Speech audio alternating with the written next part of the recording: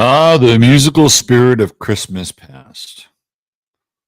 Yes.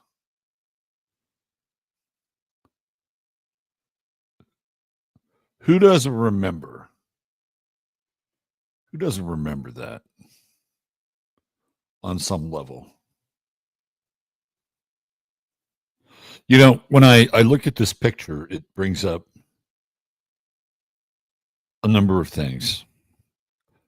A lot of times when I look at pictures from the past, I usually try to place them in the context of the time. So this is the 70s, probably somewhere around the mid 70s, maybe 1974, 1975. And first of all, if you look at the people, none of them are overweight. Now, it's not the 1950s where people overdressed most of the time, but these people are dressed well. This fellow is wearing a suit. These fellows are wearing button-up shirts without ties, but tucked in. Our female shopper here is wearing a plaid skirt with a collared shirt that is tucked in. Over here, we have another man in a suit. And we have somebody who is dressing fairly casually, although she is wearing a mid-length skirt and a blue top to match it. In the background, you'll find more people dressed in a semi-formal tone. Over here, this gentleman is wearing a suit and a tie. So from a fashion statement and a fit statement, this is a very, very different world, a very different universe. And what I love about this store is, even though this is not IKEA level style of programming, getting you to buy and shop, but look where the cashier wrap sign is. It's like right in the heart of freaking Candyland. So while you're getting your gift wrapped, there's probably a very good chance that you will have some kind of purchase based on your sweet tooth or your appetite. And of course, you're getting it for somebody else, but you know that you're probably going to get a little bit of that sweet treat. But maybe, just maybe, you might give a gift to yourself. And look, it's pretty nice back there. Old school candy, real sugar, no high fructose corn syrup, at least not yet. Office supplies are always important during Christmas time. You never know when you're going to need them. So there you go, a little blast from the past. 2 minutes and 22 seconds of time travel on the musical clock. And today, in our current state of deconstruction and de-evolution, all of these things are mostly put behind plastic cases so they can't be stolen. And there may even be some pushback against the Christmas tree.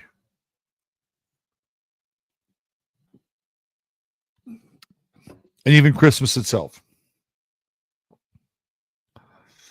Yes, we live in very different times. Perhaps an alternate universe slipped in to our experience without us knowing or paying close attention, because this world is gone forever.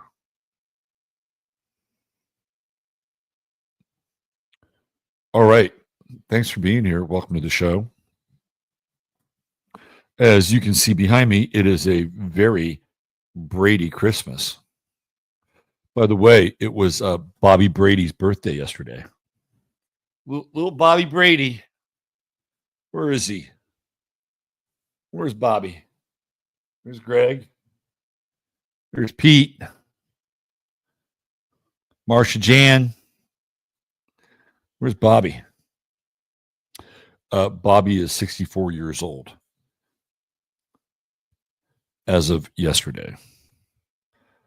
Bobby and I were born in the same year. I'm slightly older than Bobby. It's a very, very Brady Christmas. All right, let's see who we have in the house. Do a little roll call here. Bo checking in. What's going on, Bo?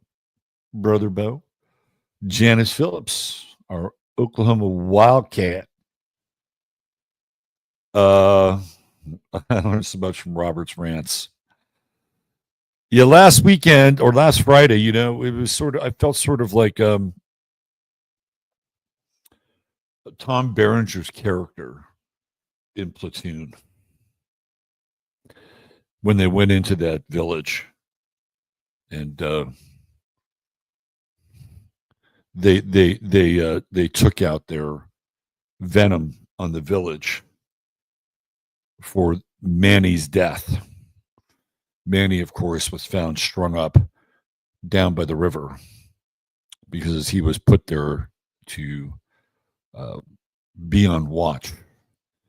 And when they found Manny, Manny was no longer Manny. And they went back into the village. And Colonel Barnes, Tom Berenger, was he was the Ahab of that moment. And let's just say they crossed some boundaries. I kind of felt like that last week. It was important. I think we needed to remember where we'd been, and a lot of pent up frustration and anger and demoralization. I'm here for you. I'm your guy. I'm your Barnes to go back into the last 4 years. And shoot up a couple metaphorical gooks. I'm sorry. I'm sorry. Sometimes I can't help it. I can't help it. I said metaphorical, not real. Susie G's here. What's happening, Susie? Let's see. That was Sunday night show. Yeah, Sunday night show was good, man. I enjoyed it. I love looking at sex and love through the different generations. By the way, update on Luigi Giovanni. Did you see the picture where they paraded him? I mean, they're turning this guy into a fucking cult star, right? Like, what's that all about? They didn't have to do that. All they had to do was just put him in a van, right? Just put him in a van and take him to the same jail that Jeffrey Epstein somehow never managed to exit as part of any kind of a trial. That's all they needed to do. But no. They had to parade him out there. Have you seen it? Here, look. I'll show it to you guys. Luigi Mangione.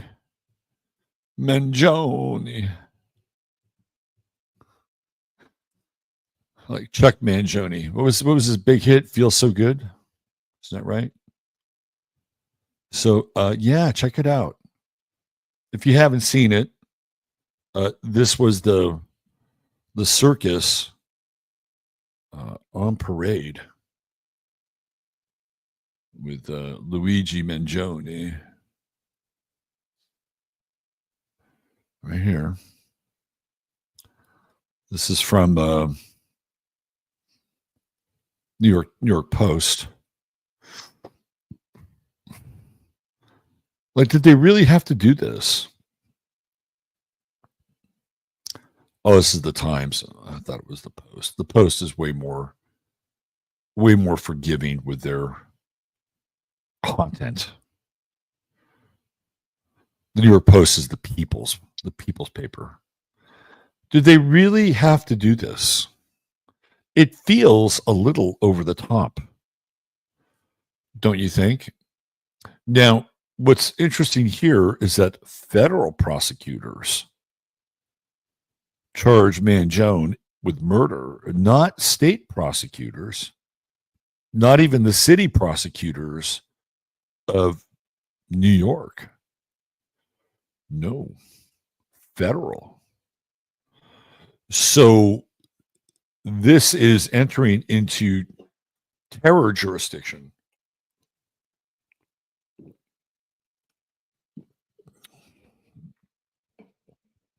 I mean, who is this guy? Hannibal Lecter? Don't you think it's a bit much?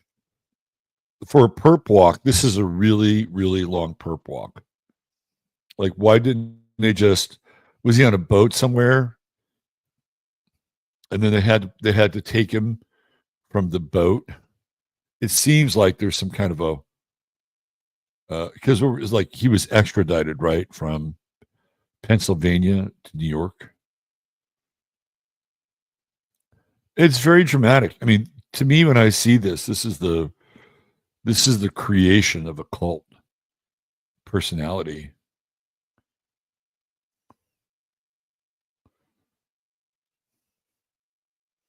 So take a look at this picture for a second. Ordered held without bail. Let's look at this.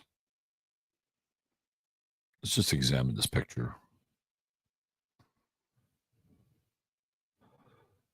If you were not somebody who questioned things like we're doing now, and you simply knew the surface details of this case, which was Health CEO bad, United Health bad, dismissal of coverage and service bad, and Luigi Mangione took matters into his own hands. He was righteous. He was just. And now they're turning him into something even bigger. Now, look, he is a good looking dude, right? Like, if you were a woman, you're like this guy, oh, look at him. You know, he's got chiseled features, he's got a full head of hair, he's swarthy, right? Give him 2 days growth, and 90% of the women who see this picture would want to have a baby with him. I'm serious.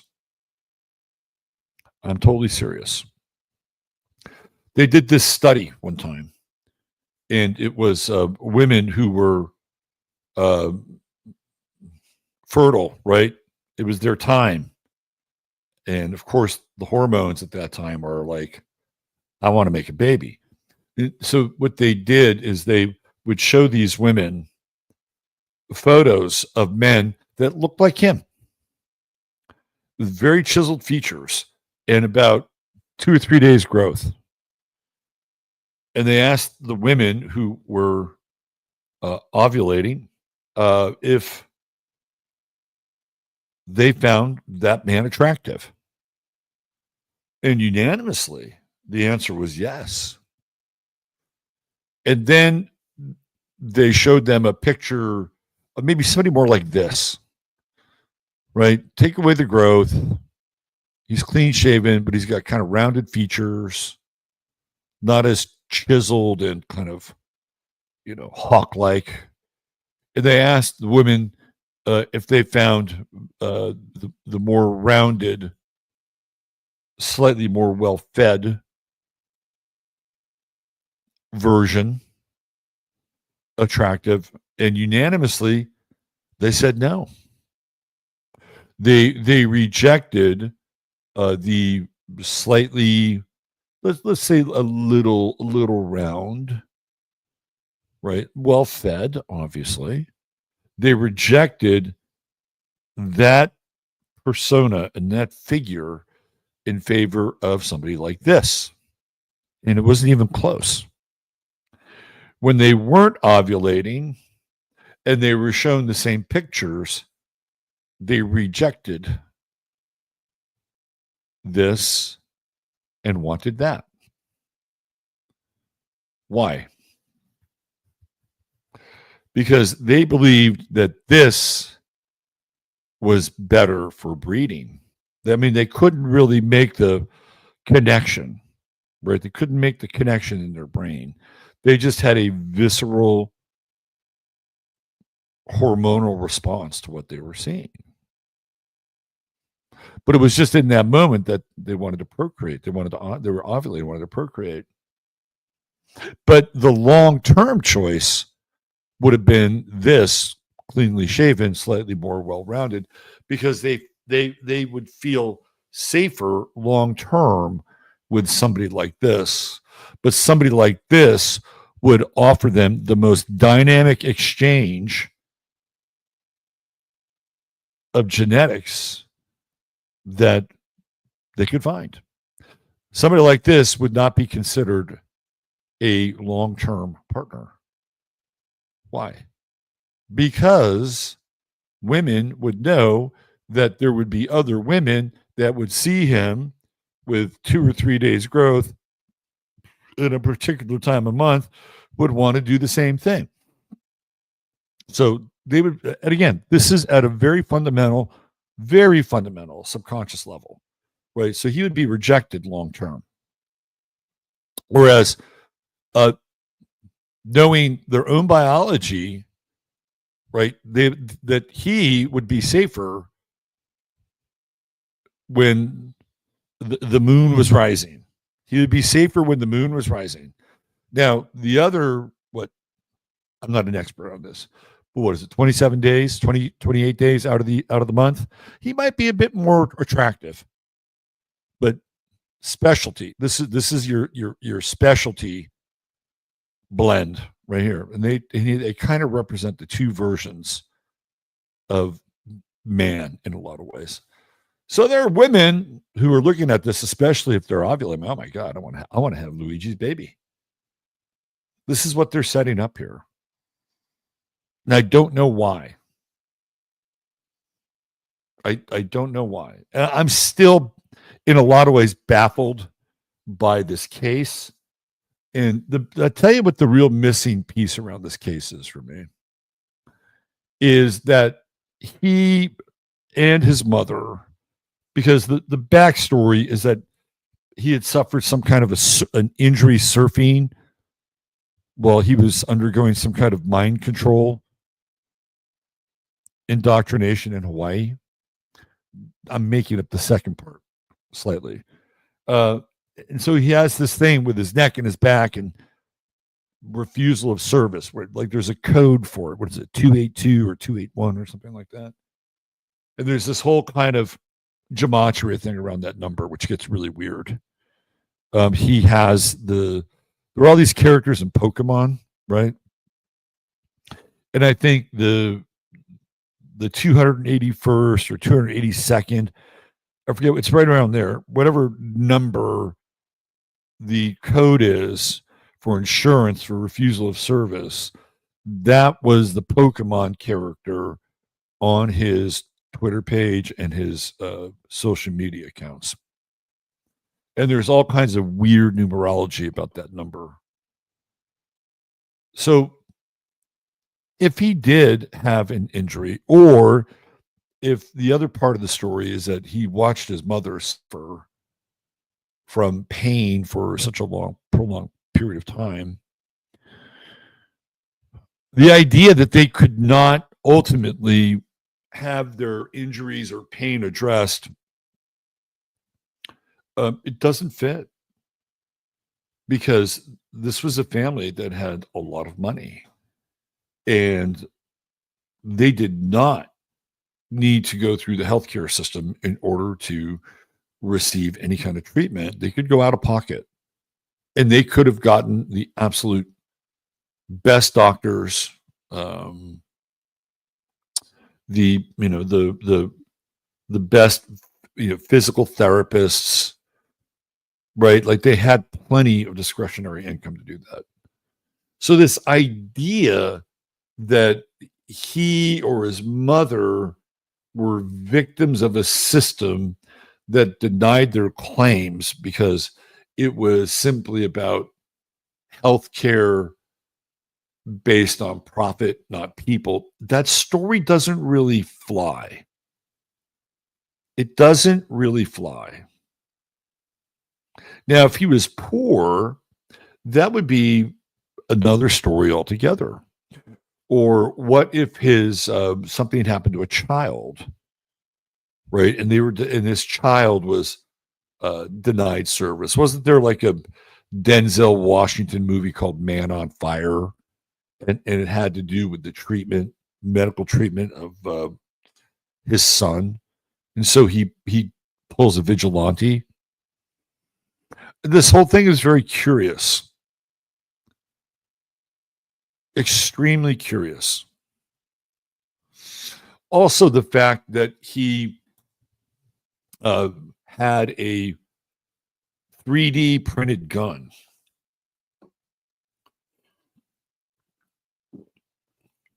Now, we know he's bright. He's a bright guy. Ivy League, Stanford, went to the best prep school in Towson, Maryland. But did he really need to make a 3D printed gun? Wouldn't it have been just much easier to, he's traveled all over the country. He could have gone to what would be a very gun-friendly state nearby. He could have traveled to, Pennsylvania. He was already there. He could have gone to a gun show in Western Pennsylvania where they have private sales. Hell, he could have gotten a private sale of a gun off the street in New York. Ask around 4 or 5 times, you'll find somebody. You'll find somebody who'll sell you anything in New York if you ask around enough. The other thing that I found odd about the shooting was the fact that he had a suppressor. Now, it's one thing to be able to print a 3D gun because people can do it. There are plenty of instructions online. All you need is a 3D printer and the blueprint or the plan, and then the stuff that goes into it, and then you just print that out, and then you put it together, and voila, you have a firearm, right? The suppressor is a whole nother matter. In order to purchase a suppressor on the open market, it's almost like applying for a bank loan. It's difficult, and the feds are so observant about who purchases suppressors that there was a guy, this is about 2 or 3 years ago, who was both a car and a gun enthusiast. And there is a way to be able to take an oil filter, machine bore it through the center, and oil filters have threads, right? They have threads that, screws onto to your car. So having it threaded would be the same as having a suppressor that's threaded. And so if you get a small oil filter, maybe something for perhaps a motorcycle, and then you have a machine shop and you're able to have a center bore through the threaded component, you could use an oil filter as a suppressor. This is true. People have done it. And so this one guy who had a car shop, where I don't know if it was a professional shop or but it was he had a shop, and he ordered a bunch of these oil filters. The next thing you know, the FBI is knocking on his door because he ordered these oil filters, and they believed that he was going to use them as suppressors. When in actuality, he was probably just going to use them as oil filters. So you can theoretically create your own suppressor if you know what you're doing. But in order to purchase one, the steps that one has to go through, you have to get approved. And literally, you have to, it's easier to apply for a suppressor as a corporation. Look into it. It's very weird. Not everybody is granted the use of a suppressor. Now, I suppose you could make a case for making a 3D suppressor, but that's never been stated in the breakdown of his weapon. So how does he come across a suppressor? That's a very important question around all of this. And there are times when I'm going down the rabbit hole and it is not the most obvious thing. And there are times when the most obvious thing is staring you right in the face. The most obvious choice for him would have been to purchase a gun, either through a gun show, where if you purchase something from a private sale, there's no record, or you purchase the gun off the street. That doesn't happen. So clearly we have the X factor of the 3D printed gun. And I think that's a big talking point here. Now, there's so much gray area and noise around this event that on the one hand, it looks like he's very convincing here, right? Like it's like there is a look of ownership and authenticity in his face. Like, yeah, fuck you, I did it, I'm defiant. But did he really do it? I'm still slightly on the fence, although I'm leaning into the he did it. But then there's other components that are just really hard to reconcile, especially the idea that he couldn't afford to pay for his pain or his coverage. I find that really kind of absurd and difficult. Along the same lines, but slightly different, there was a case where I believe it was yesterday, where Nick Fuentes was trolled, doxed, trolled, right? And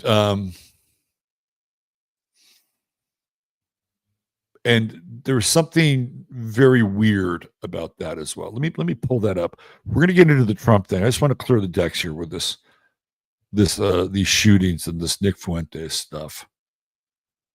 Let me pull this up here.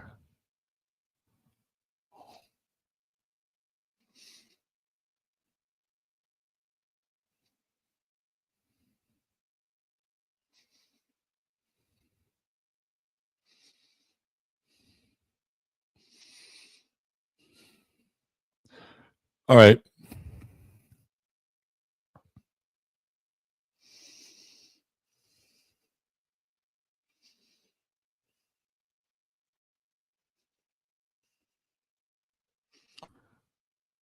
So let's look at this for a second.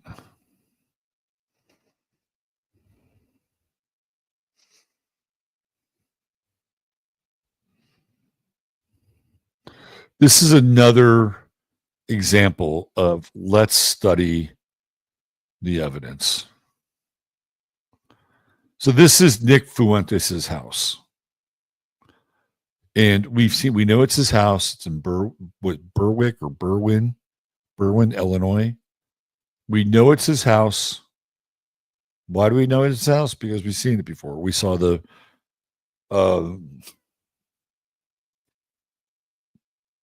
dumb woman that walked up to his door because she wanted to dox him about something he said, your body, my choice. And we can recognize this. I recognize it. Now, this guy comes to the door and he is here to kill Nick Fuentes because his address had been published previously, and that's how the woman went up there and got maced. Okay, so let's just watch this for a second.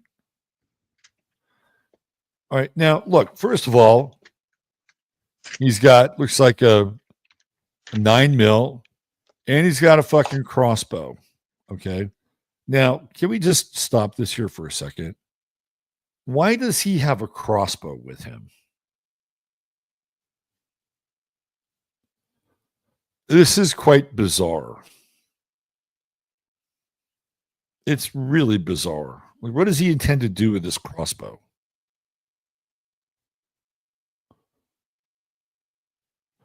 I have a theory. I have a theory about why he has a crossbow, which I'll get to. So you're Nick Fuentes, and you're home, and this guy rolls up, and you see him from your Ring camera, probably an app on your phone, maybe your computer, and he's got a 9mm pistol in his hand. Gee, let me open the door.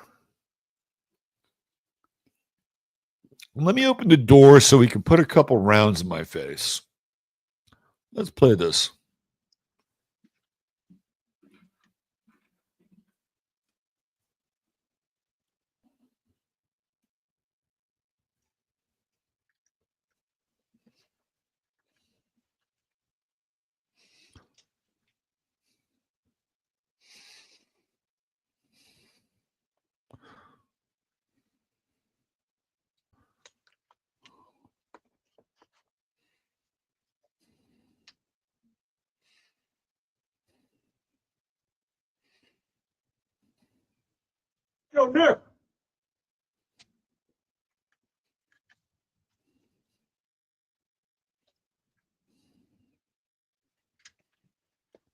Like he's actually going to answer the fucking door.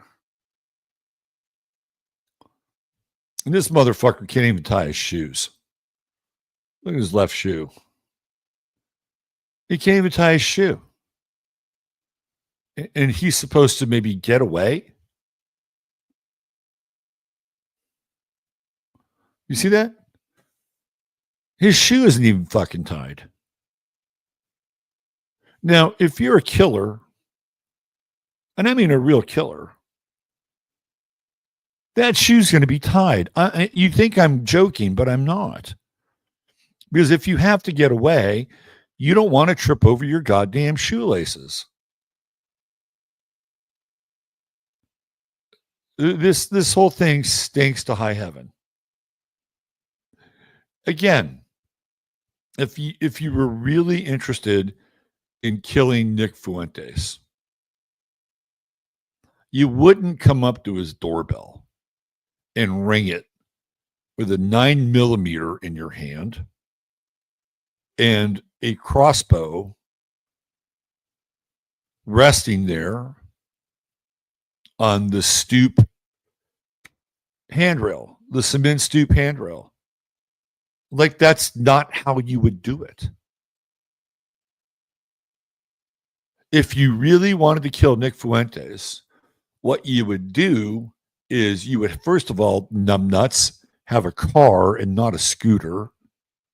And you would be in your car, probably somewhere across the street or down the street. And you would simply wait for Nick Fuentes at some point to leave his house. Now, doesn't look like he leaves his house very often, but hey, look, if you're really invested in taking him out, you would wait. And you would wait, and you would wait, and you would wait, and eventually Nick Fuentes would have to leave his house. And then you would be there, and you would roll up next to him in the car, and then you would ask for directions or something very innocuous. And if you were able to get him to come over to the car, you would then unload the clip into Nick Fuentes. And then you would drive off. That's how you would do it. You don't come to his door brandishing a 9mm and a crossbow when he has a Ring camera and you're dressed like this. Now, supposedly, he had killed 3 Jewish people, I believe, if I'm not mistaken, prior to this. Now, I don't know if that's true or not. But if Nick Fuentes is virulently anti-Jewish or anti-Semitic, and he went out and just killed 2 or 3 of them, why would he then kill the guy who would be most likely to do what he did? You understand what I'm saying? There's something very weird about this. Very weird. The Overton window has moved about talking about Jews, Jewish power, right? The Overton window's moved. And so now these discussions are out, they're out in the open. And they now need to be able to demonize these discussions. And this is, number one, a way to do it, right? Not only that, but if these 2 weapons are tied somehow to whoever died, right? Now, all of a sudden, these weapons become they're very interesting objects to ban. Oh, he had a crossbow. We have to ban crossbows. The 9mm is easy. We have to ban 3D printed weapons. Now all of a sudden we're starting to see a bit of a pattern here. There's something about this I completely don't buy. Now, whether or not Fuentes is in on it, I don't know. But it feels psyopy. It feels very psyopy. Yeah, I'm just going to walk up to his house with my motorcycle helmet on and my crossbow just resting there on the cement rail, the stoop. I'm just going to conveniently have my 9mm right here by my side. Pass me on that.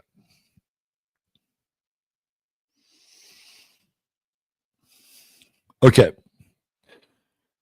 Let's get into why we're here today.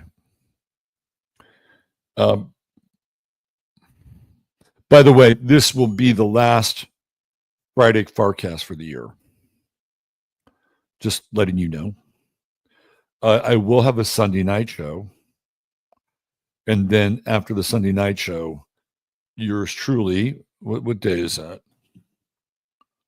Let me see here. Let me get in my calendar.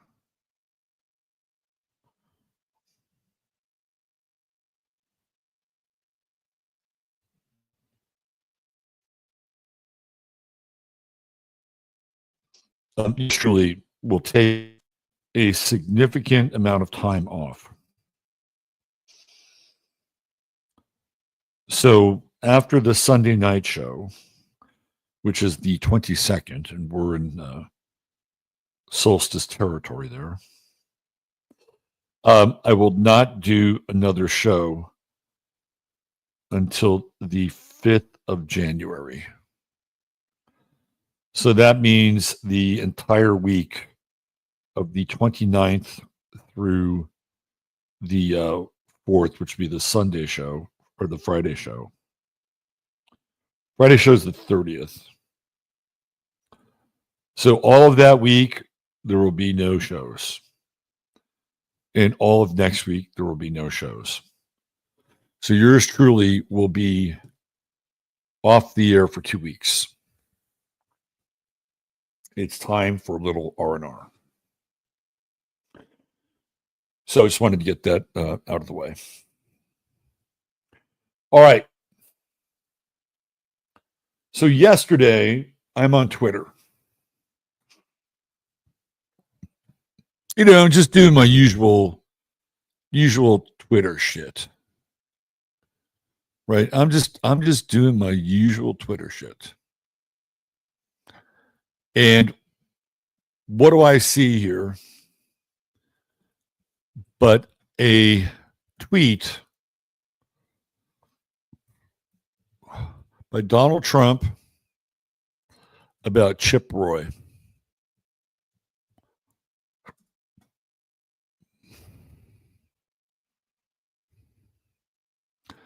So let me bring this up here.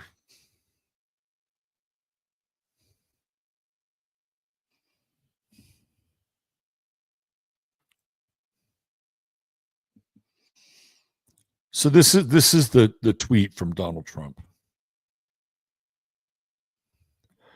Chip Roy is just another ambitious guy with no talent. By the way, how's Bob Good doing?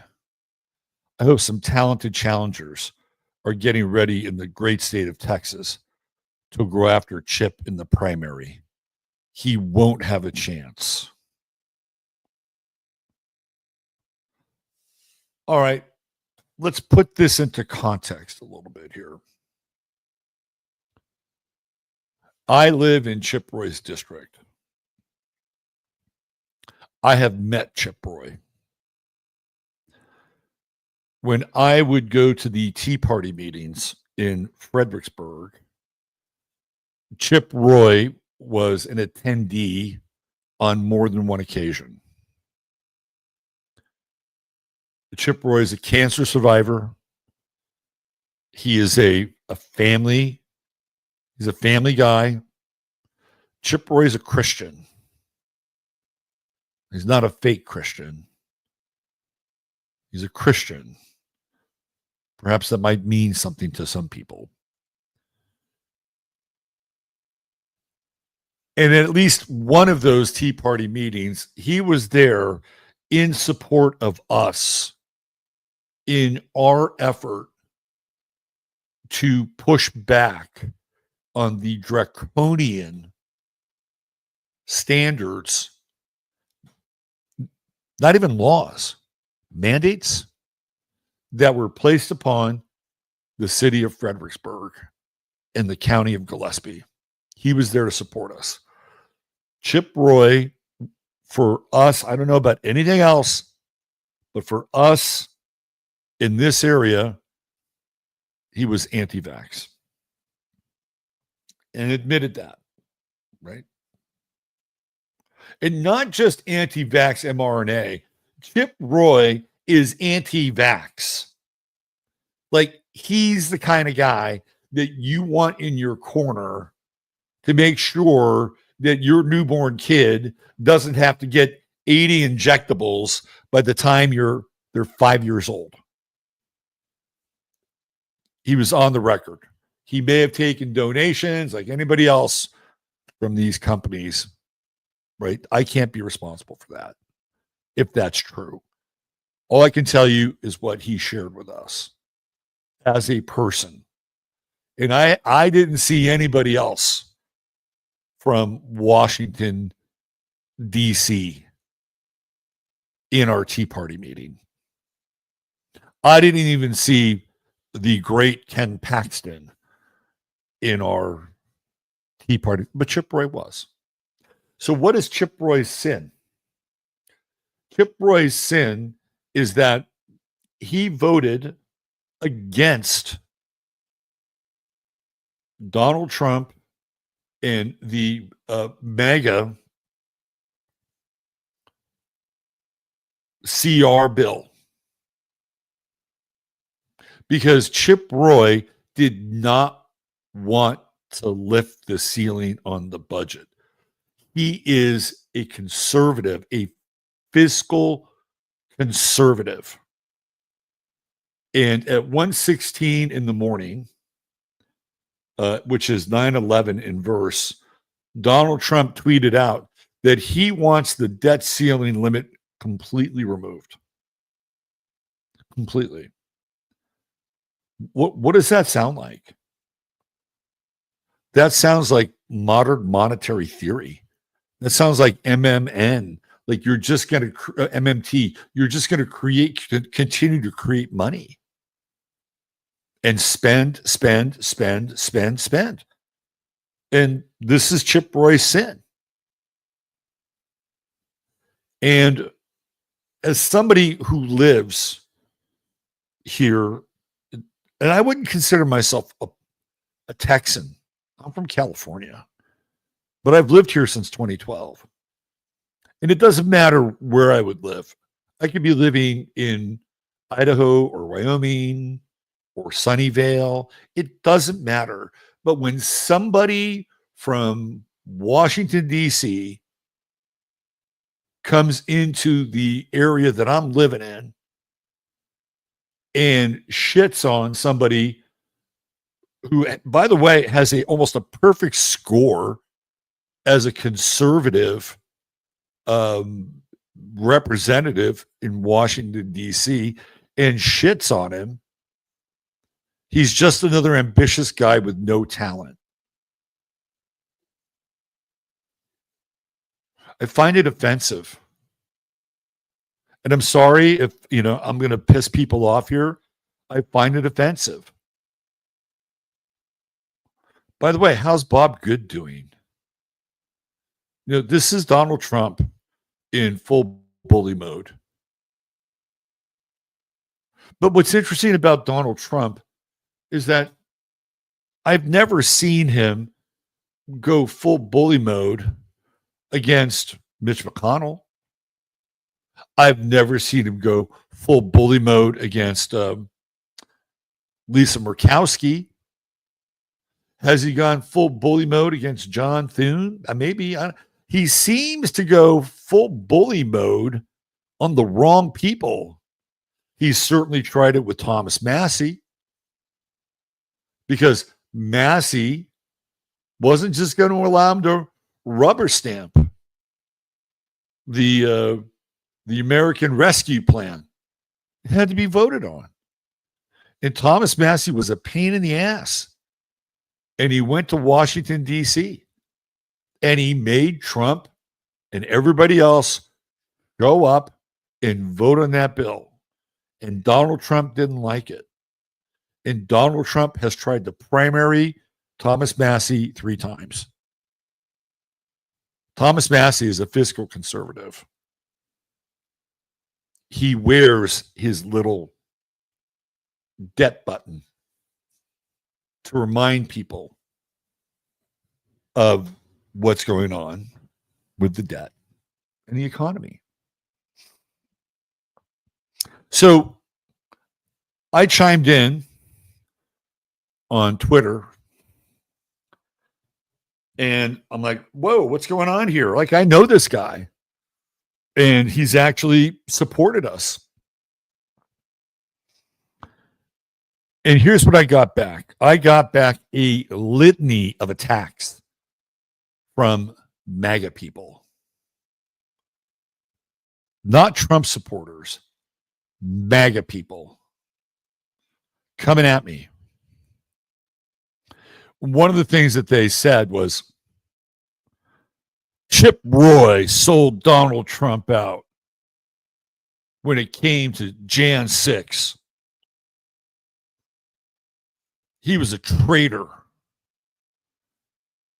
Well, I looked it up.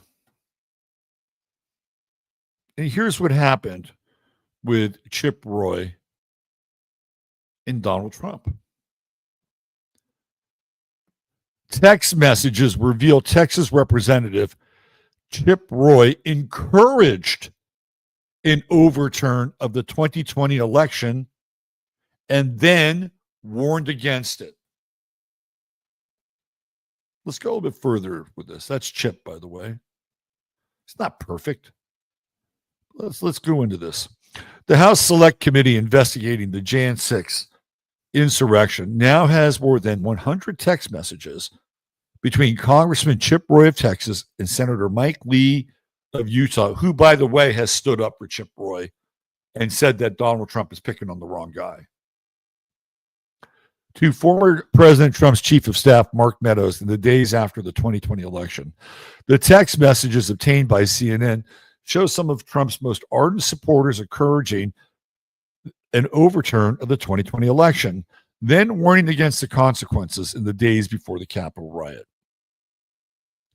In one November 7 text from Chip Roy to Mark Meadows, Roy said, if you're still in the game, dude, we need ammo.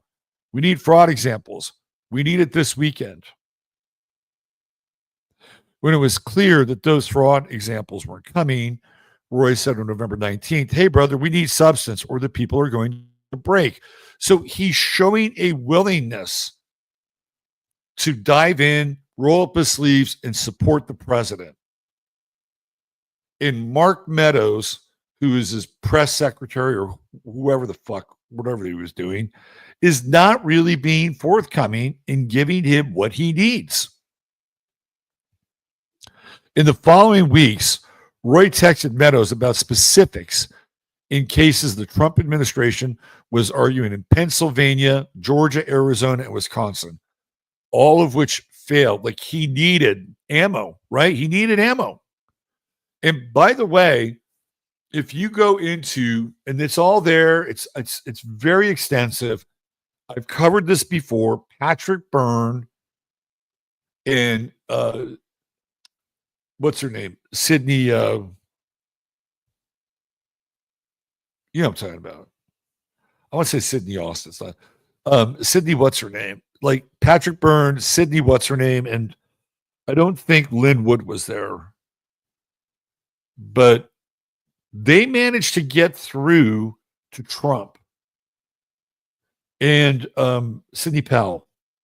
And they managed to get through to Trump and have a conversation about their plan. And their plan was that Trump could challenge what they were doing. Trump could basically bring out the army and take possession of the voting process. Put everything on pause. He had the power to do it. And Trump looked astounded. This is all Patrick Byrne. Trump looked astounded, and he looked at Meadows. Why didn't you tell me this? Why didn't you tell me this? How come I didn't know about this? And this is happening very late in the game. So Trump agrees to back the plan, but with a caveat. The caveat is that they have to work with Rudy Giuliani. Now, Rudy Giuliani's plan was different. Rudy Giuliani's plan was the states, right? That's this. And again, according to Patrick Byrne, when they showed up to meet with Rudy Giuliani, I guess it was at a dinner somewhere in New York, he was already 4 double scotches into the evening. And Rudy Giuliani was not helpful at all. So Trump gave them some promises. They got in office. They got some level of like White House clearance in order to do the thing. It's like, okay, you can set up shop. But really, Rudy Giuliani ran the show. So even then, they had a path to challenge the election. And that path to challenge the election was to have Trump shut it down. You shut it down. But instead, there was this dog and pony show with going through the states, right? And it was like, well, you don't have any standing here. And you had all these activist judges, and they're, nobody at that level wanted to be that judge to overturn something. And judges are elected, by the way. Some of them are named, and some are elected. Either way, there's going to be a legacy piece. None of those judges wanted any of that. It was like a hot potato. No, thank you. So then, New Year's Eve, Roy's tone had changed. In a December 31st text, Roy said to Meadows, the president should call everyone off. It's the only path. If we substitute the will of states through electors with a vote by Congress every 4 years, we have destroyed the Electoral College respectfully. So he's not voting for Biden, right? At the last minute, Chip Roy is saying, look, if you're not going to produce the evidence that we need, then respectfully, I'm going to have to go with the protocol that has been laid down. And by January 6th, Roy was one of many GOP members furiously texting Meadows, this is a shit show and fix this now. They opened the doors, literally and figuratively, wide open when Trump had the rally on January 6th, which was peaceful. He said, okay, go home now, right? But then there was this other thing that was happening. And that thing, that shit show that was happening was what happened because there was a speech and a demonstration. And look, these people were pissed off. I get it, right? I get it. We watched an entire summer of America burn with Antifa and Black Lives Matter and agent provocateurs, people inside the alphabets, right? Oh, they could do that. Or they could go into Brett Kavanaugh's confirmation hearing and disturb that and be disobedient and disrespectful. But when it came to something like this, oh no, can't do that. And by the way, most of the people that came through that door into the White House, the Capitol building, they were peaceful. Then you had this whole other thing going on in another part. And we know that there were bad actors. We know that Nancy Pelosi, and I don't care if Google or YouTube says disinformation, Nancy Pelosi denied Trump's request for extra people at that event. She denied it. Yeah, it was a shit show. So then he says, Madam Speaker, today the People's House was attacked, which is an attack on the Republic itself. There is no excuse for it. A woman died and people need to go to jail. Roy said on the floor of the U.S. House of Representatives, and president should have never spun up certain Americans to believe something that simply cannot be. Okay, you could take issue with that statement. Yeah, a woman did die. And there was an attack on the Republic. But Chip, I'm gonna play the other side here. Chip, it wasn't the American people that were engaged in the attacking. And I think that if I sat down with him, and I've just met him through the Tea Party meeting, but if I sat down with him and I had an honest conversation with him, and I asked him about now what he really thought about what happened, I'll bet you his position would be different. Right? I bet it would be different. And remember, these people, if they're committed to public service, they have to be reelected. If they're committed to that. So Chip Roy had to be responsible and accountable for the people here in this county, in his district. And then he says, in a tweet Friday, Roy said, no apologies for my private texts or public positions to those on the left or right. I stand behind seeking truth, fighting nonsense, and then acting in defense of the Constitution. At the end of the day, that's what the dude was doing. I'll tell you who didn't do their duty. It was Mike fucking Pence. You want to find a hole in the argument. It's Mike Pence that didn't do his job. Mike Pence was the guy who could have stopped everything. But oh no, we had to have an insurrection, which interrupted Mike Pence's ability to stop the electoral process. Isn't that interesting? And then you had Trump, who could have followed the Patrick Byrne model and shut it down and brought in the army. And that would have been the most courageous act to take. This whole thing with Rudy Giuliani, it was limp, man. It was like some limp dick exercise in trying to overturn what many people thought were completely egregious violations of the election, with hours of videotape showing anomalies. Ruby Freeman, Atlanta, Georgia being one of them, right? People were upset, but the whole thing was completely limp dick. Even Trump was limp dick about the whole thing. He should have just gone all in. He should have just gone the Patrick Byrne route, right? But instead, Chip Roy he's got to take the fall, because up to a point, he's willing to support the fact that there is this thing that happened, and he wants to get to the bottom of it. He wants to support Trump. He's willing to fight for Trump.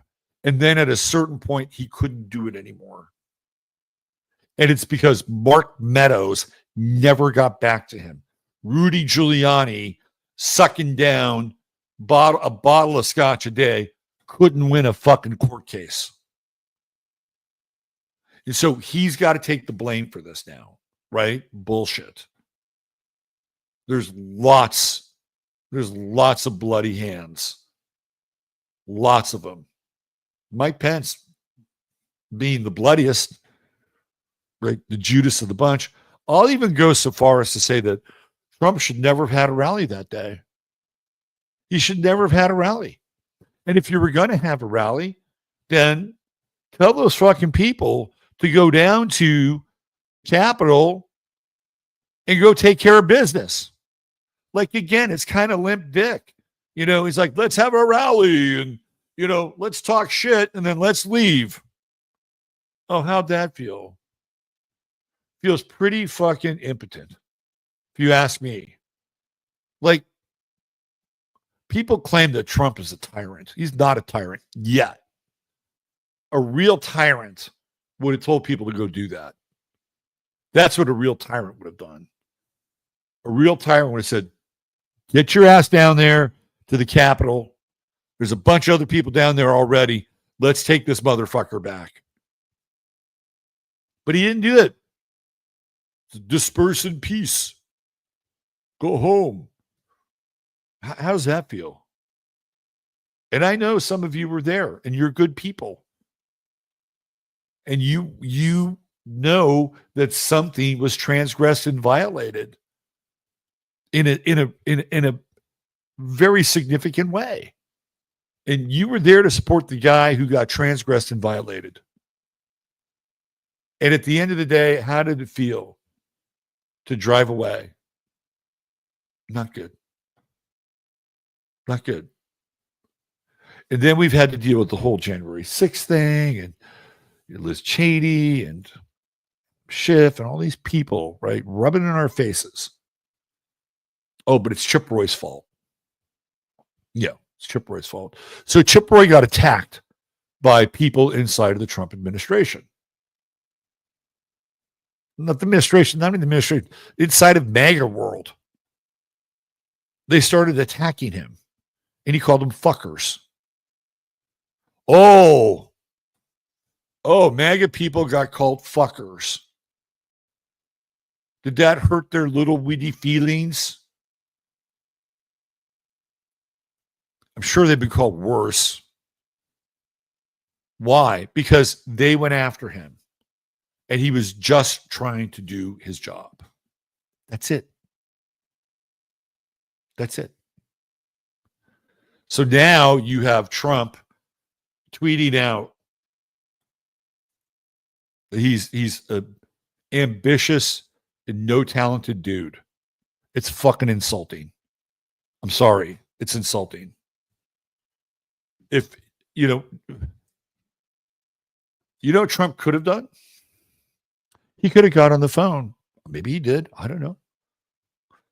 And talked to Chip and said, hey, Chip, man, we need your vote on this. We need your vote on this. And Chip would have said, well, what's your plan? Well, the plan is to remove the debt ceiling limit. And Chip would say, that's insane. You're just going to let the debt run right through the roof and borrow and borrow and borrow and borrow and borrow? I can't do that. I have a responsibility to my constituents who are conservative. And they do not believe in big government. They want less spending, not more. And if I do that, and these are the people that I represent, I will not be reelected because they elected me for a reason. And this is why I'm here.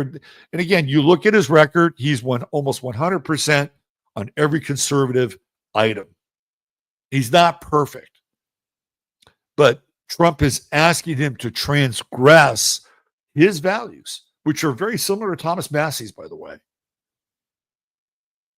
And because he's not going to do that, he is going to embarrass and humiliate him in public and say, we're coming for you.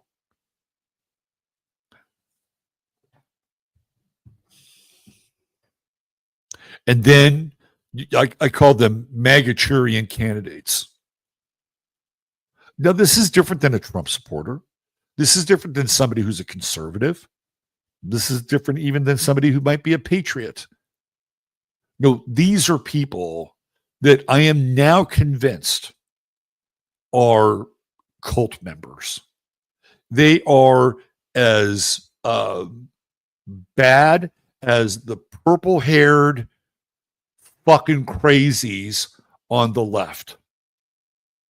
Why? Because they're both engaged in a form of extreme behavior and the defense of an ideology with nary a neuron committed to research or reason or logic. And I give you the Chip Roy case, right? Oh, he was a traitor. He did this, he did that. No, he supported Trump to a point, and Mark Meadows could not deliver the goods to anybody. And this is the same Mark Meadows that was basically handling Trump. He was handling Trump. When Patrick Byrne went in there, why didn't you tell me about this, Mark? How come I didn't know about this? And then you have these people that are on a witch hunt, right? This is like Manson family shit. And I don't care if I piss people off. I'm just going to call it the way I see it. This is Manson family shit. This is fuck them. Fuck that motherfucker. He's not MAGA. What is MAGA anyway? Can somebody please explain to me what MAGA is? Make America Great Again. Okay, I know that's what it stands for. But when was America great? Was it post-World War II, 1950s, where everybody had a car in the garage and a chicken in the pot? Would that kind of make America great again? Was it when Don Trump was hanging out at Studio 54? Was that when America was great? Like I'm open to America being great again, but can we agree upon like what part of America or what time? Or what about the values? What are the great American values? Well, we love our country. Okay. We love our country. How much do we love our country? Do we love our country so much that we won't put another country before our country? Oh.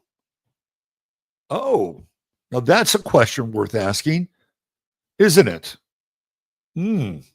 How much love do you have for your country? Yeah. Oh, there's this country over there. Oh. Yeah, man, they're pretty attractive. And not only they're attractive, but they've got this kind of holy aura. You know, they got a holy aura, that country. I don't care. I don't care. That country comes before this one. I love my country, but I might even love that country even more. Because if I don't love that country more, then I'm going to hell. Right? So, all right, love of country. What does that mean? What does it mean? What does it really mean to be an American? Like somewhere along the way, the definition became very fuzzy, right? Extremely fuzzy. I've got my own ideas about what it means to be an American. That we honor things like the freedom of speech. That is sacrosanct. And we could talk about anything without reprisal. And what is reprisal?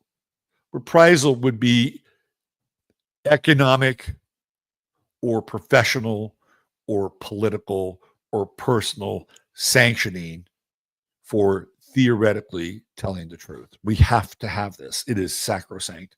That makes an American. There are other countries in the world right now where you would get arrested for the things that I'm talking about. Absolutely right. And this should never, ever, ever change. Never. I don't care how much pressure is put upon the people who are in office. We have to be able to have an open dialogue about anything. And if it gets messy, it gets messy. And then guess what happens? The people with the clearest facts, the best ideas, the most reasonable takes, all put together, win the argument and the debate. That's how it's supposed to work. Anytime that you or a third party gets in the way and shuts that process down, we cease to be an American. What else makes us great as Americans? Right? What else do we stand for? Well, theoretically, we care about other people. You know, have you ever been helped by a complete stranger? I have. Like, it's something that it's not that other countries don't do it. I'm sure they do. I'm sure there's been tales where you've been stranded in Slovenia. Maybe somebody picked you up on the side of the road and took you home and fed you. I'm not saying it's purely an American thing, but by and large, that's what we do as Americans, by and large, right? We help out other people. If there's a disaster, like in North Carolina, fellow Americans are there. We're there. Either we donate to the right, nonprofits, or we're down there with chains. So those are Americans. Like, that's an American thing, right? That is an American thing. That if there is a disaster or something befalls another American, we're there. We are there for those people. The federal government certainly wasn't fucking there. There's this whole thing in this CR, this bill, whatever. Well, the people in North Carolina and Florida need all this disaster relief money. Well, isn't it a little fucking late for that? Like, where was that money 3 months ago? Like somebody could, like, they're so fast and ready and willing to able to send billions of dollars to Ukraine with just the stroke of a pen, but they couldn't do that to North Carolina or Florida, and they had to pack it in this bill, and then they used it as emotional leverage to get it passed, and nobody even questions that. Like, that is such bullshit, right? Well, what about those people? Like those people should have been taken care of months ago. And the only people that took care of them were Americans, real Americans, right? This is what makes the country. Makes up who we are. Okay? There's more. If there's a disaster somewhere in the world, Americans have poured out their pocketbooks. Right. I remember when they had that tidal wave in Thailand. Remember that? Man, the Red Cross had so much money because Americans are looking and go, oh shit, we need to help these poor bastards out. All that Red Cross relief money came from us, right? Haiti and their earthquake. Oh yeah. Lots of people pitched in there, didn't we? And we all know what happened in Haiti. See, we have to be clear, like, who are we? Right? Who are we? What connects us? What bonds us? What makes an American, first of all? And then how do we become great again? We become great again by being able to look around and assess what the fuck has happened to this country, and then cutting off the supply lines to the parasitic nodes that have infested this country and this culture, whether it's the Federal Reserve Bank or dual citizens or bad actors. You got to cut it off, right? That's how you make America great again. You starve the parasite. That'll make us great again. How about manufacturing? It's been a while since we did that. Maybe we should do a little bit more of that. Maybe we should incentivize local areas. We should incentivize them to have manufacturing or businesses, right? So that we can promote novelty and invention. This is like, if I was president, that'd be my mandate. My mandate would be, in the next 8 years, I want 1,000 Einsteins, and I want them all working on America's projects, the best and the brightest. Not just Palmer Luckey, not just Sam Atman, not just Elon Musk. No, I want to get outside of that talent pool, right? I want people who are motivated and bright and brilliant and actually create and make things. Elon Musk has never made a fucking thing in his life. Never. If Elon Musk wasn't compensated for Tesla, he wouldn't have a fucking car company. I'm sorry. And it wasn't even his idea to begin with. Like, did he make Twitter? No. Did he buy Twitter? He owns a portion of it. And all these people are held up to us. Oh my God, Elon's going to change the world. He's the richest man in the world. And he's got Doge. And, where would we be without Elon? I don't fucking trust Elon Musk at all. I never have. Never trusted Elon Musk. Period. End of story. Right now, he's going to be the savior of he couldn't even run a fucking car business. You know what Tesla is? It's the WNBA of car manufacturing. That's what Tesla is. Taxpayers, you're paying to keep Elon Musk in business. You're like the Steph Currys and the Jimmy Butlers and the LeBron Jameses who keep the WNBA in business.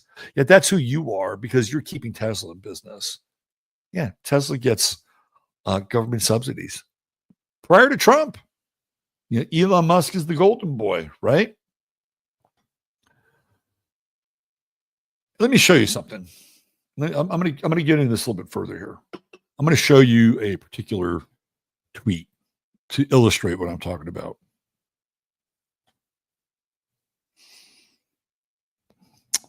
Let me see here.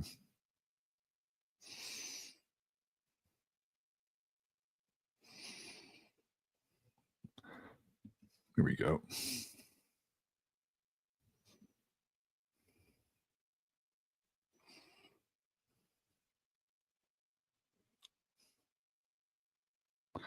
This is the tweet.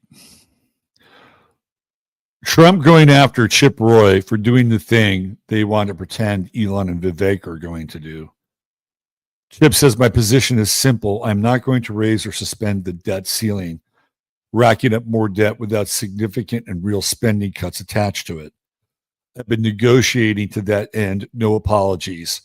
CC at Real Donald Trump, at Speaker Johnson, at Senator Johnson, at Freedom Caucus. This is why Trump is threatening to primary Chip Roy. He's doing his job. And it's glorious. Why? Because Chip Roy is put under pressure. That's glorious.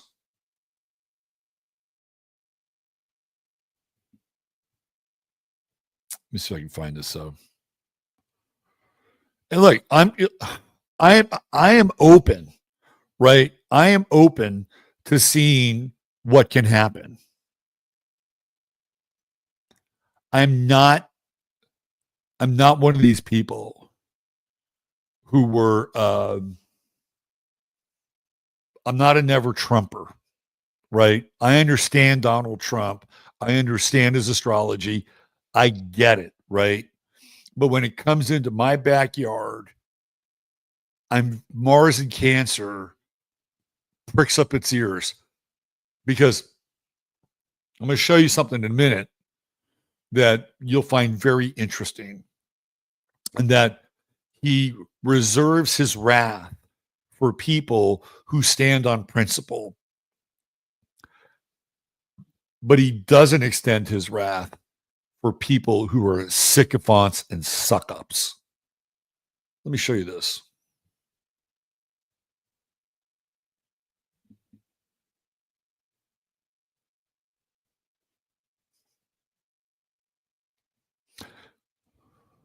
This is America First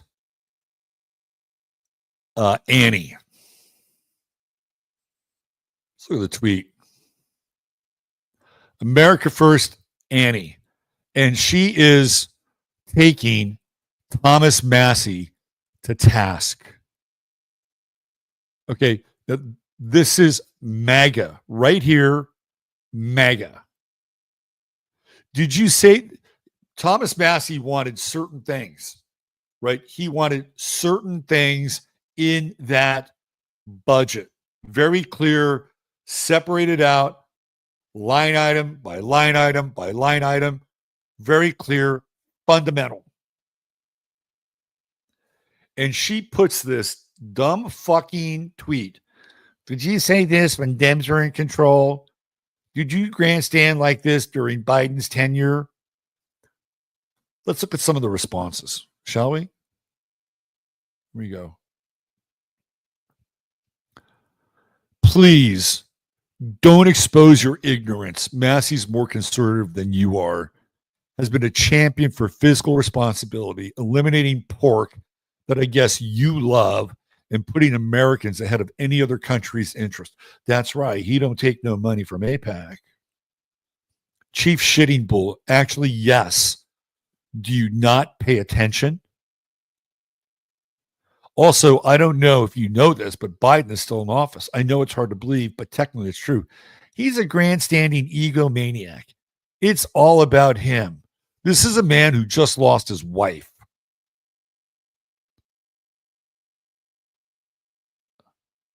Massie always stood on the side of being fiscally responsible. Yes, he did say the same things no matter who's in control. He sure did. He's trashy and voted with liberals. You are not a serious human. Stop tearing down the good guys. Isn't Biden still president? You don't really understand anything, do you? You just don't understand what he means. You think Trump is infallible, and you're wrong. I hope he does great things, but Massie is totally right here. Massie is a self-serving egomaniac. There is no sane reason to vote with Democrats. I'm sick of this garbage. Same for Rhino Roy. You cannot talk to this person. So you're upset that each issue should have their own bill. Unnecessary grandstanding by self-serving egomaniacs. Then it comes down to this. You're an idiot MAGA creature. I see you received your retarded talking points. Have fun being a parent. You're fucking stupid. You know nothing. You're worse than a leftist. You are proudly ignorant.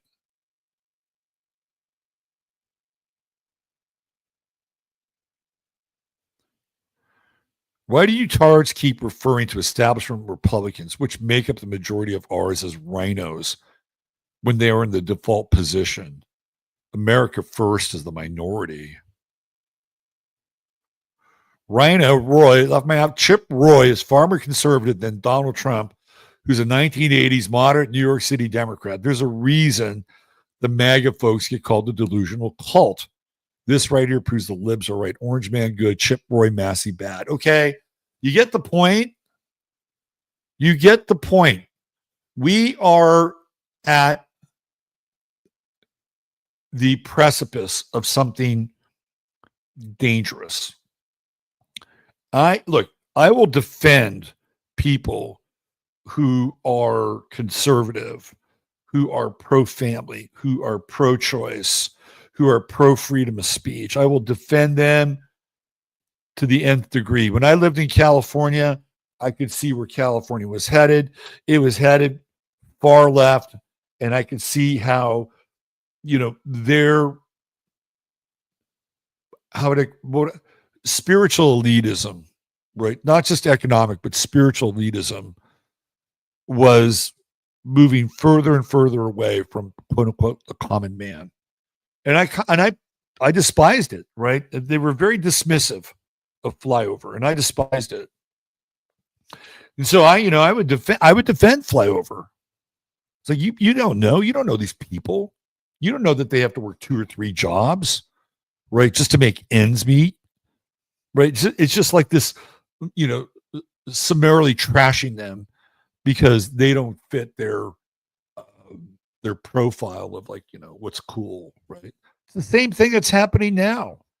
And there are people inside of the MAGA world, I'm sure they're good people, but you go through that tweet and you will find that person is on blast. And it has the earmarks of being a cult. I'm sorry. That's cult behavior. You can't say anything. You cannot say. It's the same thing as the purple-haired emotional fascists of the left. You can't say anything to them. They have their position. They're dug in, and anything contrary to their position is completely binary, and you're either hateful or misogynist or fascist, right? Whatever. MAGA has become sort of the dark twin of that fixed and extreme ideology. And if you go back and look at the eclipses, and I talked about this when those eclipses came through, right? 2017, 2024. What did it do? It quartered the country, right? It quartered the country. So the first quarter, or the first half of the quartering was in 2017, and it became left-right, right? We just went left-right, conservative, super lib, not a lot in between, right? We became, in 2017, a house divided. That's where that eclipse took us. 2024, the eclipse comes from the south up through the north, and now we become a house quartered. Do you think that there were Democrats that were all on board with Kamala Harris? Fuck to the no. There weren't. But because they had moved so far to the left and they had to present somebody who like checked all the boxes, female, black, married to a Jew. So now she's in a biracial marriage, and they have a weird on the spectrum stepdaughter, who's like a model. Like, she just checks all the boxes. Here you go. Here's your candidate, Democrats. Oh, and by the way, let's bring on this fucking goofball from Minnesota, who after about 2 weeks, hell, for some people 2 days, you realize that he's nothing but a clown show. Let's bring him on too. Like, if you're a Democrat, are you really into that? You're pining for the days of Hubert Humphrey. My God, Hubert Humphrey's looking like Thomas Jefferson at this point, right? And so that gets quartered. And then here we go. Now we're on the right.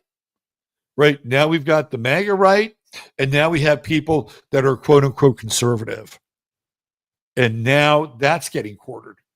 So we're watching fundamentally the country being sliced into pieces and ultimately pitted against one another. That woman, Maggie, MAGA, whatever, any MAGA, American First, once you double down on a position, you can't back off. Like, you can't say, oh, geez, I didn't realize that. Thanks for letting me know. No, you can't do that.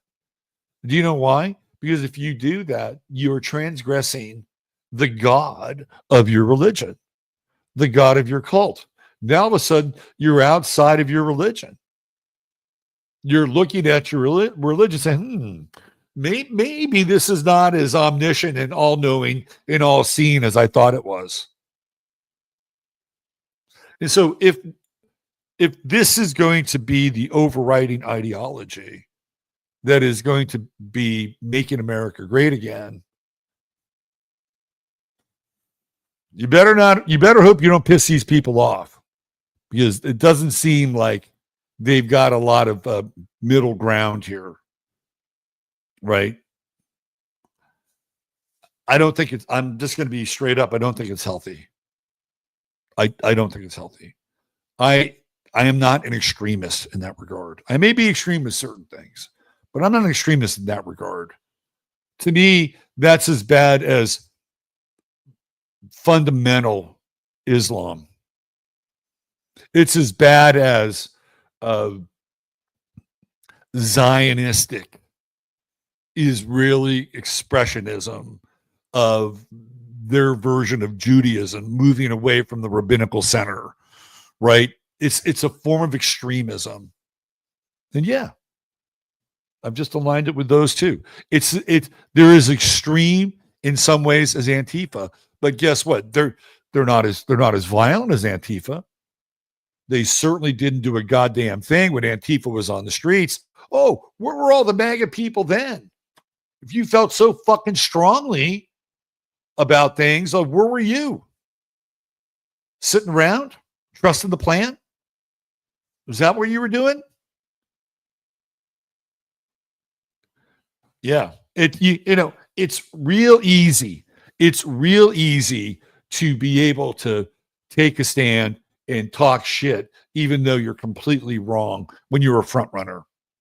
But if you're not a front runner, when things are in peril, when you actually have to throw down, then let's see what happens when the rubber hits the road. Let's see who the real Americans are, who the real patriots are. And some people are saying, I just don't want to deal with the Democrats anymore. Please get them away. Get them away. I'll sign up for anything. I just don't want them anymore. Fair enough. Well, why? Because you've been traumatized. You've been traumatized by these assholes for 4 years, and they've lorded over you. They've ruined people's lives. They've done their own great job of atomizing the country. If you have animus towards that group, I completely understand it. I get it. Totally get it. Here comes your avenging angel. And now all we have to do is we just have to get behind the avenging angel. And he's going to make it right again. We'll never, ever, ever have to deal with these miscreants ever again. They'll be banished to some netherworld, shamed by their participation in such a derogatory and degrading way. Once the light is bright enough and is shone upon them, they'll retreat back into their dark little recesses like the roaches that they are. Right? It's going to work that way. I'm telling you right now, we got some road ahead of us. Right? We got some road ahead of us. So what happens if Trump raises the debt ceiling to the infinite level? Have we had that discussion? That's what he wants. And you got people pushing back against that. And it's like, okay, well, I guess if the shit house has got to burn down, let's let it burn down. If we're going to crash the economy, let's get it over in one fell swoop, because that's what will happen. You think inflation is bad now? Oh, unlimited spending?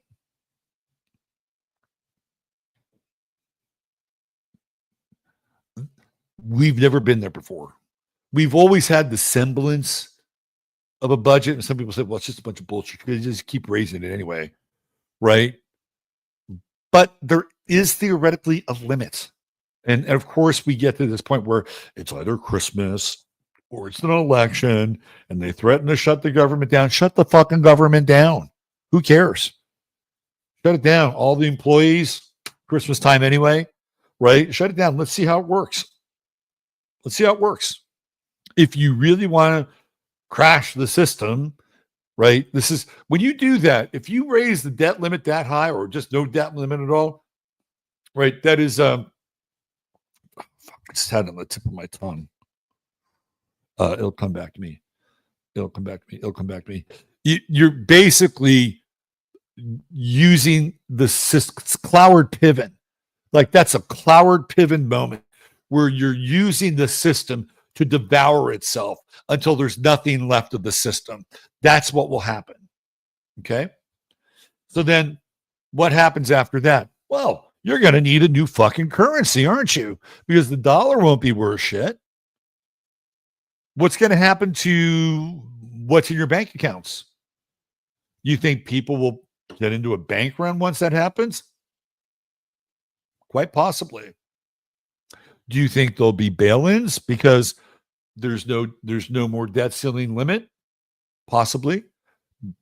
This is where no man has gone before, right? This is uncharted territory, and this is what Donald Trump wants. I need some elbow room to get in there and start doing shit. I don't want to have to go through this again. I want to hit the ground running.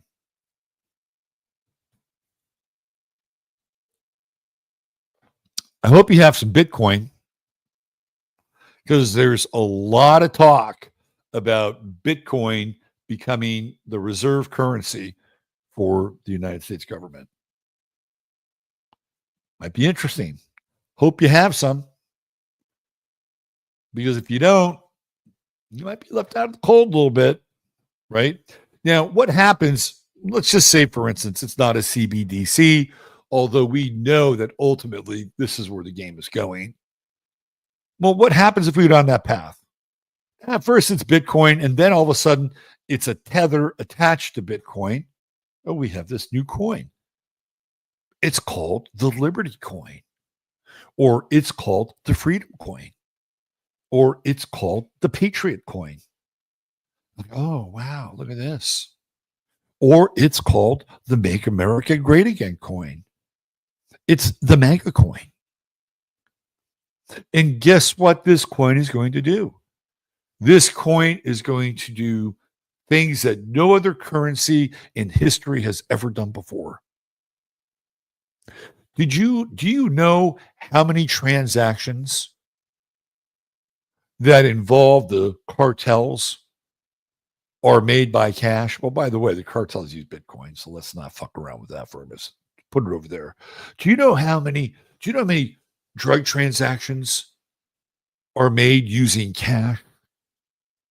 By using the new Patriot coin, we'll be able to track every transaction.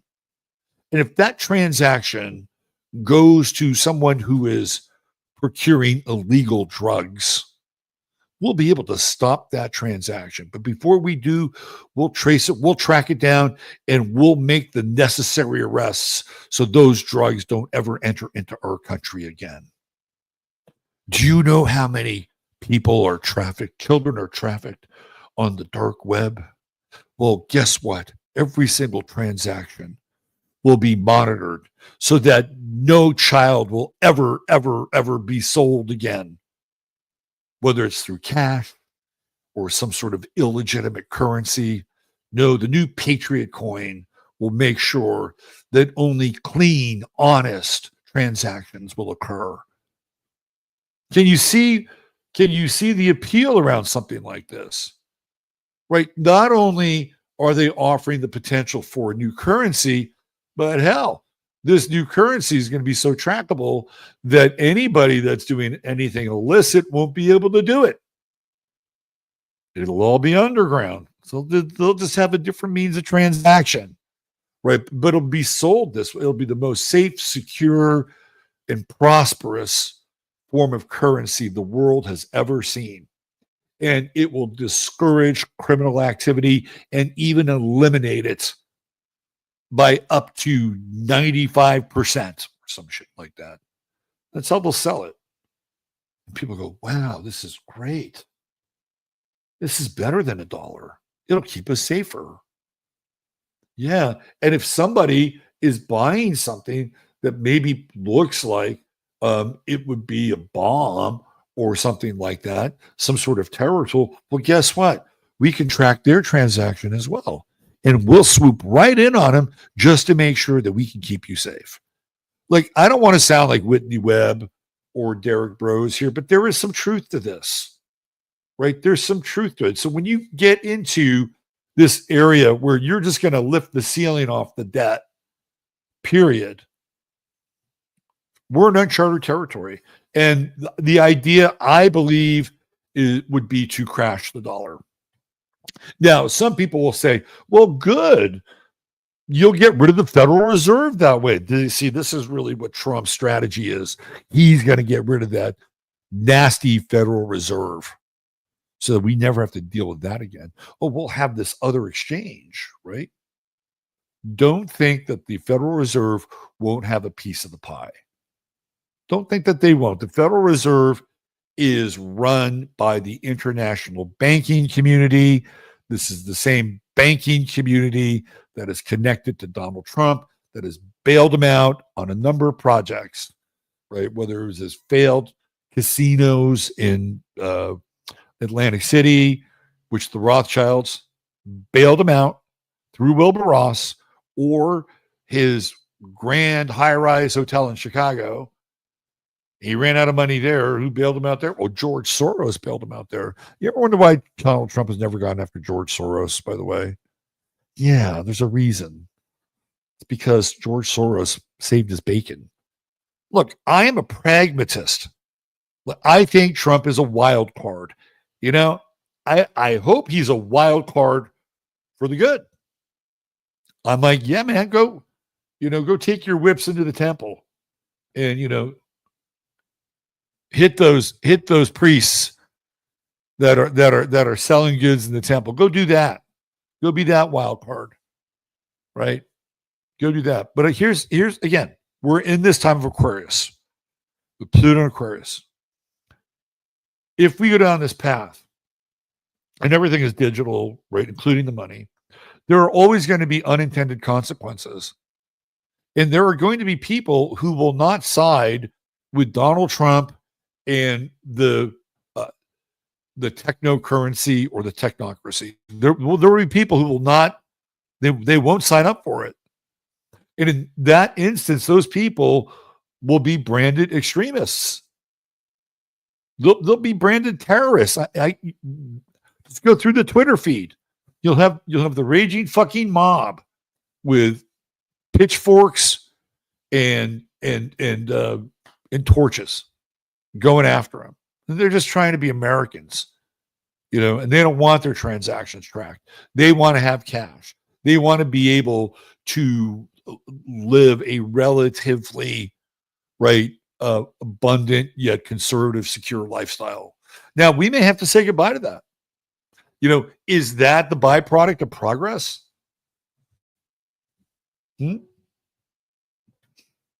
Are we just at a point where we're at a failure to evolve? Maybe this is just the next evolutionary step, right? Elon Musk has his chips waiting, his Neuralink. Maybe that's the next evolutionary step. Maybe we're the dinosaurs. Maybe they're the ones that are so far ahead of the curve that they know where all this is going. And they're showing us the golden path to the new dawn. And it's our stubbornness, right? It's our attachment to what we believe a human is that keeps us from evolving, from saying, fuck it. That's all just old school thinking. Let's all just, lock arms and take the Neuralink. Hell, the Neuralink will transact your transaction. You don't even need a wallet. It's right up here in your brain.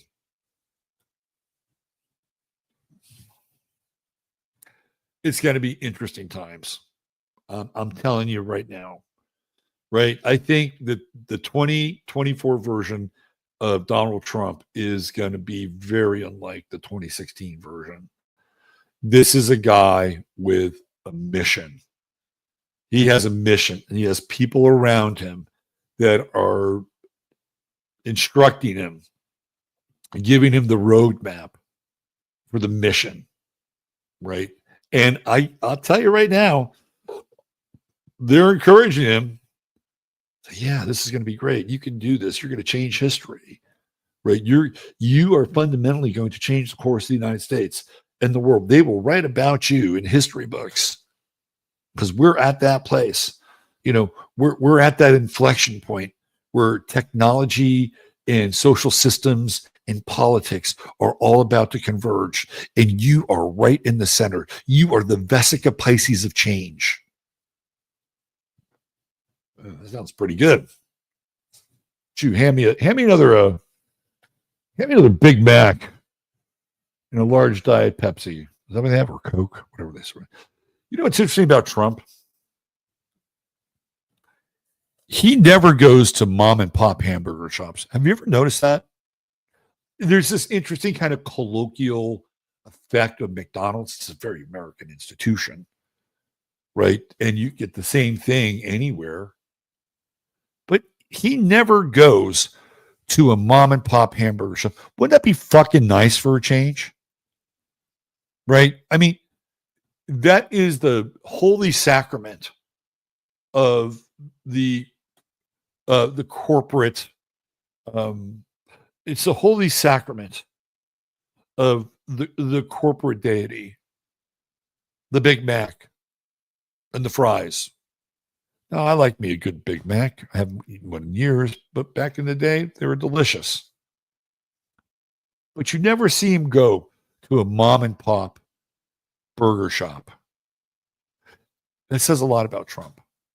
Trump is about the big box. Trump is about Wall Street, not about Main Street. So there's a very interesting, and again, you think, oh, he's bashing. No, what I'm doing here is I'm reporting what I see. I'm reporting what I see. I'm reporting what I experienced.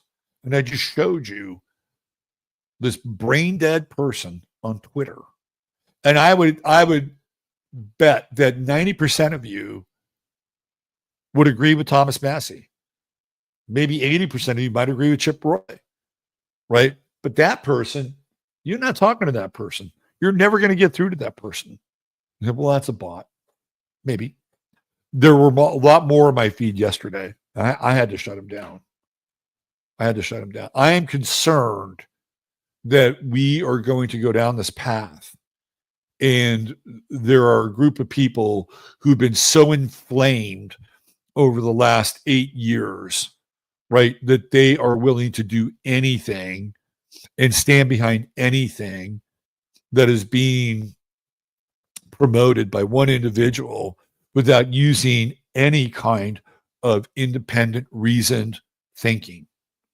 And it's because they feel that their way of life has been taken from them, and that the nasty liberals and the nasty Democrats and all these nasty people that made their lives so fucking difficult for the last 8 years will be ground into dust because the steamroller's coming to town, right? And just get behind the steamroller, buddy, or else you're in front of it and the steamroller ain't stopping, right? This is what it feels like. It's what it feels like. And I don't know about you, but I've always thought of myself as a free-thinking, independent individual. And I could comment on anything, whether it's right, left, center. You know, I could comment on any of it. And then I have my own ideals, I have my own things going on in my life that I would say yes to or no to. But one of the things I would never say about myself is that I am not an automatic, non-thinking robot. And in this life and in this world, that's a dangerous place to be. It's a dangerous place to be. And if there are times where I'm just on autopilot and I'm just running the script in my brain, it's like, maybe I need to rethink that script. Maybe I need to test the reality of what I believe in. Because maybe it's not as real as I think it is. It's going to be very hard to comment on politics. It's going to be divisive. It's going to be polarizing. It'll be a real minefield. So I'm not sure how much more political content I have in me, because I can see what's coming. The witch hunts are coming. They're coming. And quite frankly, I'm not interested in being a part of a witch hunt. Now, if I am moved to say something or talk about it, I will. Right? But politics is going to get very weird. Very, very weird. It's going to look a lot like mind control. It's going to look a lot like mind control. And I don't have any real interest in mind control. And I don't think most of you do either. So you're put in between a rock and a hard space, right? You love the country. right? You love the values. There's a president that's in there that's supposed to represent you, because the other one, well, holy shit, nobody wanted that hot mess, right? So we're kind of put between a rock and a hard spot. Well, I voted for the lesser of two evils. And hopefully with the right amount of influence around this person, it'll straighten him out. And he may not always get it right, but he'll get it right enough so that we can regain some footing here. That's where I think most of you are. And I don't think it's an unfair place to be. I wouldn't judge you for that. I wouldn't judge you at all for that, because it's difficult. If you're not there, where are you? Well, you're off into Derek Bros land. You're off into Whitney Webb land. And then it's like, okay, well, I'm going to tap out and build, right? You're going to be outside of the system if you're that critical. But my concern is that because the volume is going to be so high, and we have been atomized, right? And we've been turned into these kind of fractal, balkanized states, that we won't be able to have reasonable discussions with people where they can say, oh, I see your point. No, there's always going to be some personality flaw, something that, well, they voted this way.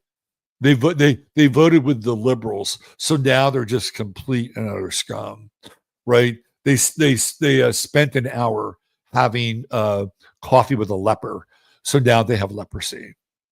And in my book, they're irredeemable, and that is really dangerous, faulty thinking, right? That is thinking that leads to fascism. Real fascism. And when I say fascism, it's the combination of the corporations and the government, right? But you have to have the people to carry that out, right? You have to have the people to carry out the will of who's on top and say, this is the model, right? So it's not just fascist behavior, but there is a quality there, right? There's an extremism that's connected to that. That is decided. Well, what else would you call it if you wouldn't call it fascistic? Megalomaniacal? Diabolical? Well, I mean, what would you call it? Right? When somebody is so convinced that the thing that they believe in is the right thing and the only thing, and if it doesn't fit within the parameters of that thing, well, guess what? You are now the enemy. You are now ready to be eliminated, because nothing stands in the way of those parameters. What else would you call it? Psychotic?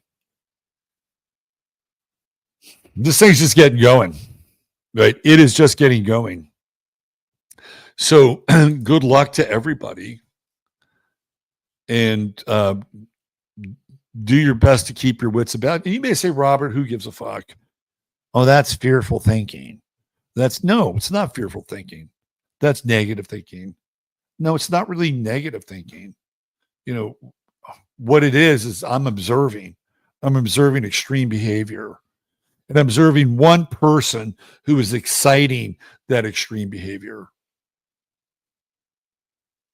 For all intents and purposes, Donald Trump could be Jim Jones.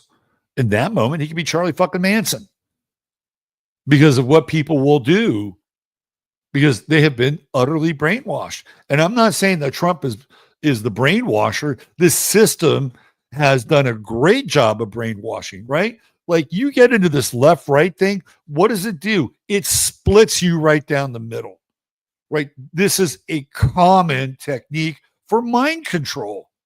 They fragment your personality. You get fragged.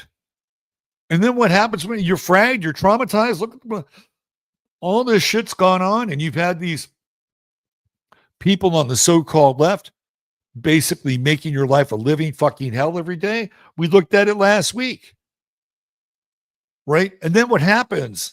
What happens when you have a split personality, or they frag your brain? They pour in the new program. That's what happens. And now all of a sudden, you're somebody different, or you're compartmentalized, right? You're traumatized. It's like fucking, La Femme Nikit, and now you're a trained fucking killer. And this has been going on since MK Ultra, right? This is the psychological conditioning of the masses. And this is how it's broken down. And if you stand outside of that, if you say, no, I refuse to be psychologically conditioned, then you stand outside the group. And if you stand outside the group, you don't have any cover. You don't have any fellowship. You don't have any communion, right? It's a hard place to be. But if you're somebody who thinks clearly, and for whatever reason, I don't know what it is about me and how I grew up, I was never, ever drawn to being a part of something so much that I was willing to give up my individuality for it. And maybe that's a bad thing, right? Maybe that's a bad thing, because maybe full commitment with something is the only time you get anything out of life, right? But I've never gone down that path. I never joined, a cult or a church. And I'm not here to denigrate people that have, right? We all have our walks in life. But for me, for whatever reason, I've never been drawn to it. I've always wanted to remain independent and free. And sometimes it's a very lonely place. People don't always share your point of view. People don't always share your lifestyle. Right? But I'm too far down the road now. Right? I'm too far down the road. So if you're in that place and you have these groups now that are accruing power and aggregating, behind very charismatic individuals, good luck. Right? Good luck with that. Good luck getting through to them. Because for whatever reason, they've attached to it, whether it's because it's survival, whether it's because there's an ideological resonance to it, whether it's because somebody has power. Power is a big thing. You go back to the beginning of the show and Luigi Mangione, right? After a couple days growth, there's a bunch of women who are ovulating, and that guy is one of the most fucking popular people in the world. That's power. People gravitate towards power. And Trump has been accruing lots of power, right? People will gravitate towards it. They want it. They want to be they want to be close to the flame. Why not? Right? They want to feel like they belong, and they're getting some of that juice. And when you're with other people that are like that, boy, guess what happens? Now you're linked up.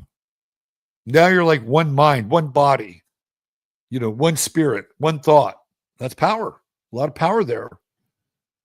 And that's why a lot of these rallies are so dynamic and so powerful, right? Because everybody's linked up on that one spectrum of frequency. And that spectrum of frequency is centered around the power of Donald Trump. It's going to be interesting times. No doubt. No doubt. So I'm not here to crap on people.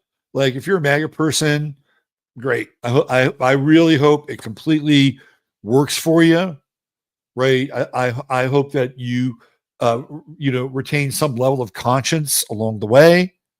I hope you retain some level of humanity along the way, and that if somebody disagrees with the agreed upon MAGA position, which is whatever Trump's position is, I hope you leave a little space for that person to be able to share their point of view.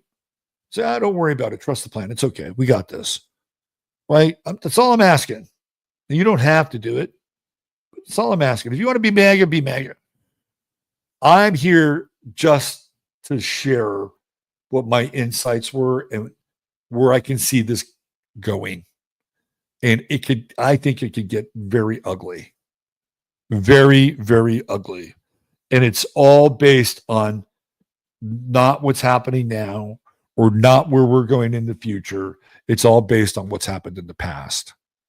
And it's all based on a series of personal grievances that a lot of people have accumulated, whether it's through COVID, whether it's through the denigration of family, their religion, being a man, being a woman who doesn't want to,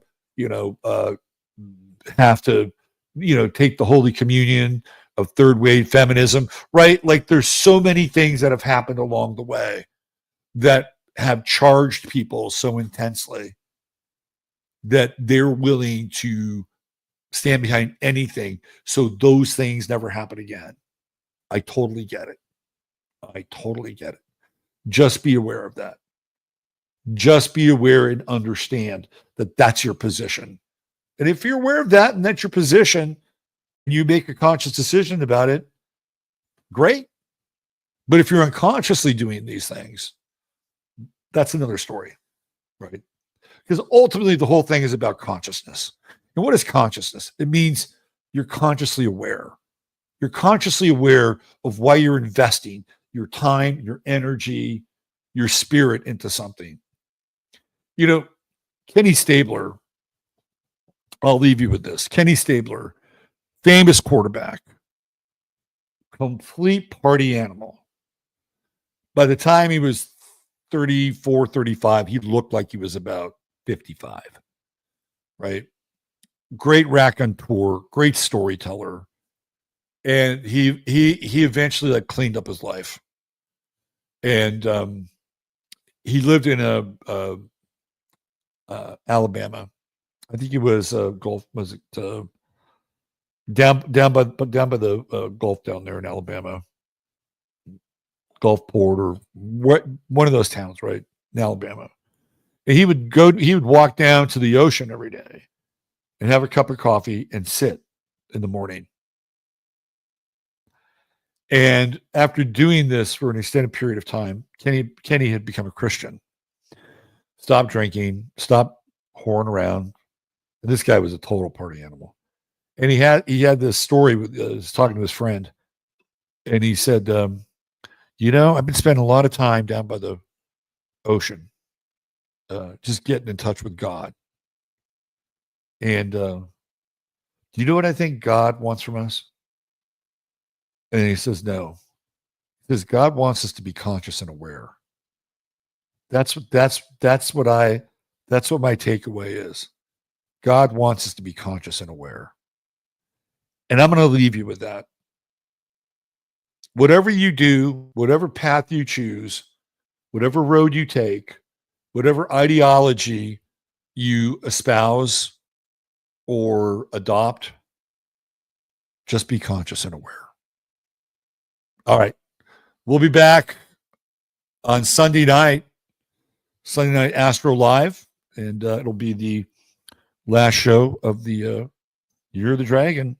I guess we'll have one more. Year of the Dragon doesn't officially end until the first new moon in February. It'll be the last Sunday Night Astro Live for 2024. So thanks for being here. Thanks for hanging in there. Don't forget our good friend Chris over at True Hemp Science, right? $100 or more, 15MINS. You get the goodie bag, and you get a lot more than the goodie bag. You get a few other things in there too. And the product is top notch.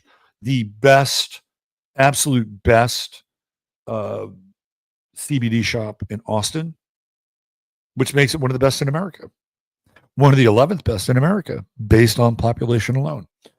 All right, Chataria, you're the best. Love you, mods. Thank you very much, as usual, for all of your participation. And God bless. Treat each other well. We'll see you on Sunday night. Bye for now.